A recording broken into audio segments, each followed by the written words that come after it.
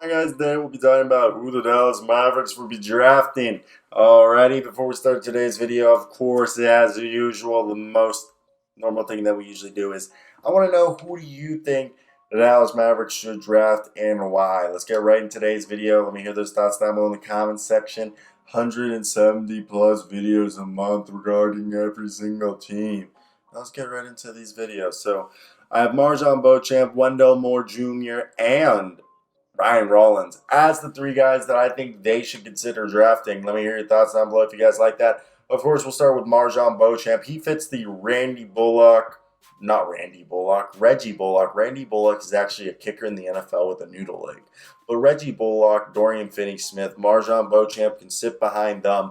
He's a guy who's fine carving out his role, persevering for it as he did with his journey to the G League Ignite, going from community college to G League Ignite. That 7-foot wingspan allows him to guard 1 through 4. Switchability and the versatility on defense is off the charts. He's a good aggressive rebounder for his position. He cuts well. He's a smart slasher. He's the kind of dirty work style wing that does whatever a team needs and every team wants.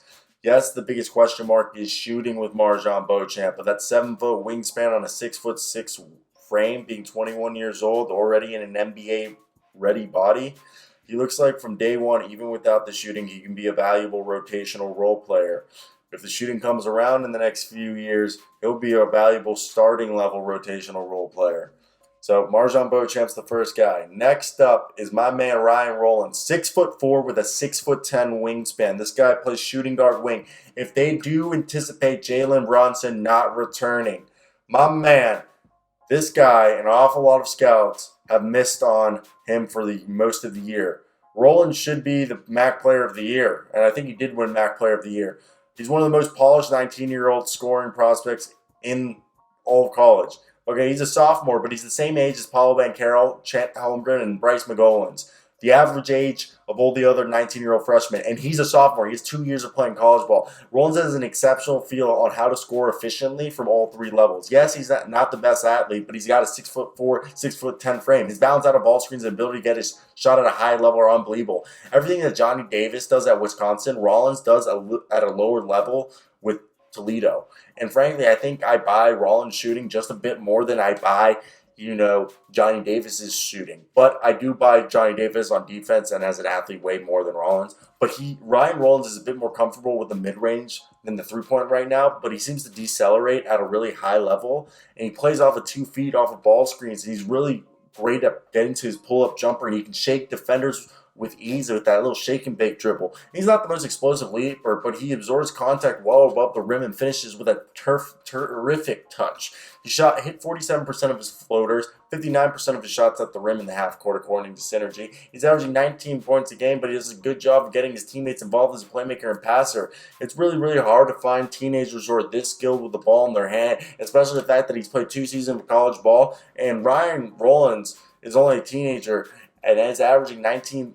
First off, Ryan Rollins and John Davis are the only teenagers to average 19 points per game, and Rollins is doing it at a terrific 57.5% true shooting, given the offense he's self-creating.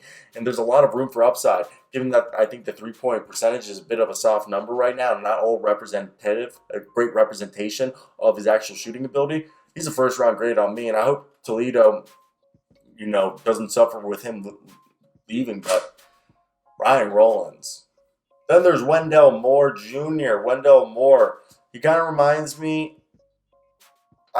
Right now, according to NBA Draft Room, they said Ron Harper and John Salmons. I was actually going to say John Salmons with the 3-point shot. Wendell Moore is a versatile all-around player who gives it his all. He's 6'5" or 6'6" with a almost 6'11" wingspan. Okay, he's a versatile all-around player who does a great job on both ends of the floor. He gives it his all on both ends. He's got. He makes impacts on all aspects of the floor. He's not elite at any one trait, but he's not bad at any one trait. He doesn't blow you away with one skill, but he brings value as a defender, passer, transitional scorer, and a floor spacer. He has the makings of a lockdown defender with a 6'6" frame and a 6'11" wingspan to guard 1 through 4, with great versatility on that end of the court. He's got a lot of size and length when pressuring the ball, and he moves his feet really well when guarding in space. Obviously, Wendell Moore Jr. is not a finished product on the offensive end, but he excels in transition, making cuts to the basket, off-ball plays as a catch and shooter. His ball handling has improved, but as a player at the next level, he projects as a 3-and-D wing.